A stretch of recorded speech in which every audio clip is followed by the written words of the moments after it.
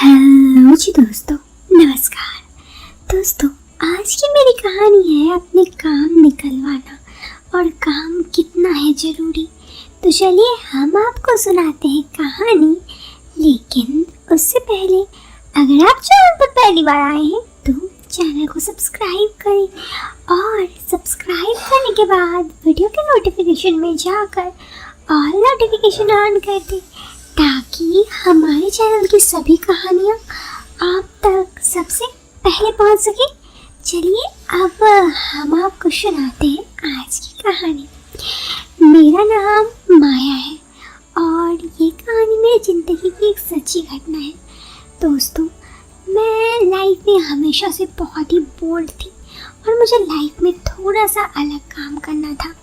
जैसे लड़कियां सब काम करती है वैसे नहीं, ऐसे में मुझे कुछ टेंडर का काम एक था वो निकालना था, जो कि आप समझ ही सकते हैं बहुत ही दौड़ धूप की काम थी, क्योंकि अक्सर ये सब कामें लड़के ही करते हैं। लेकिन क्योंकि मुझ में ये था कि मैं ये सारे काम कर सकती हूँ, इसलिए मैंने ये काम करने का फैसला किया।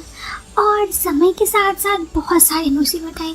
कभी मुझे दौड़ना पड़ता तो कभी कोई किसी को रिश्वत देना पड़ता, नहीं तो फाइल आगे नहीं बढ़ती। मुझे पता था एक बार ये काम हो जाए तो मेरे पास पैसे ही पैसे होंगे, बहुत पैसे कमा सकूंगी। लेकिन क्योंकि अभी ये काम नहीं हो रहा था तो मैं बहुत परेशान थी। ऐसे में एक दिन एक लड़का जिसका नाम राघव था, वो जहाँ पर मेरा काम बहुत दिनों से फंसा हुआ था, जिस ऑफिस में, उस ऑफिस में एक किराने का काम करता था। मैंने उससे पूछा कि क्या तुम बता सकते हो कि ये फाइल कहाँ पर फंसी हुई है और क्यों ये फाइल आगे नहीं जा रही है, क्योंकि वो लास्ट था, अगर वो उस जगह से फाइल चली जाती तो मेरे ये टेंडर पास हो जाता। तो उन्होंने कहा कि हाँ, ये एक सर है मुखर्जी सर, उनके पास टेंडर फंसा हुआ है, उनके पास से ये टेंडर आगे ही नहीं बढ़ रहा है। इस पर मुझे लगा कि शायद मुझे एक बार उनसे बातें करना चाहिए।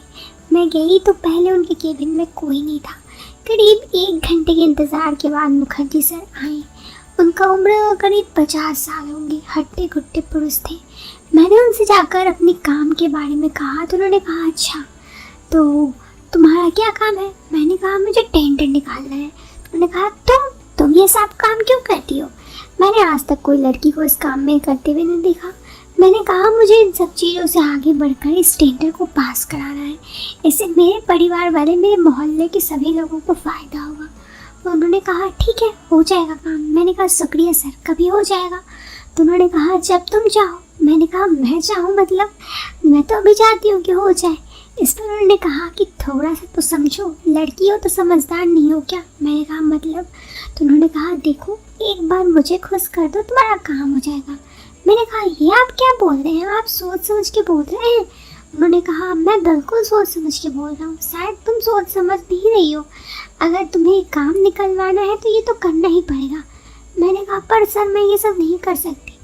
तो उन्होंने कहा ठीक है, अपना काम खुद करो। और इतना कहकर वो वहाँ से चल पड़े। मैं बहुत सोची, मेरे पास कुछ रास्ता ही नहीं था।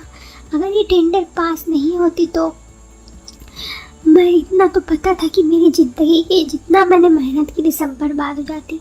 ऐसे में मैंने उनसे कहा फिर जाकर कि ठीक है सर। तो उन्होंने कहा वाह, काफ़ी समझदार लगती हो, ठीक है कल आ जाना इस होटल पे। उन्होंने मुझे उस होटल का नंबर दिया और रूम नंबर देकर मैं वहाँ से चल गई। मुझे बहुत अजीब लग रहा था, लेकिन मेरे पास कोई रास्ता नहीं था। दूसरे दिन मैं वहाँ पर गई होटल में और उनके साथ वक्त बिताई। और जैसे ही उसके बाद उन्होंने कहा तुम चिंता मत करो, काम हो जाएगा। उसके बाद मेरी काम भी हो गई और वो टेंडर पास भी हो गई। सब मुझसे बहुत खुश थे कि मैंने एक लड़की होकर इतनी मेहनत से ये सारी काम की। लेकिन इस मेहनत के लिए मुझे क्या क्या कुर्बानी देनी पड़ी, ये तो सिर्फ मैं ही जानती थी। दोस्तों, ये मेरी एक सच्ची घटना थी। मैं आपको बस इतना कहूँगी कि हमेशा आप अगर यही सोचते रहेंगे कि अपना काम कैसे निकालें, तो थोड़ी सी तो आपको दिमाग लगाना भी पड़ेगा। इस बात को समझें, सेफ रहिए, सावधान रहिए।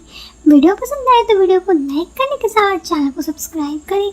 हम मिलते हैं आपसे फिर एक नए वीडियो में, एक नए टॉपिक के साथ। तब तक के लिए बाय बाय, टेक केयर।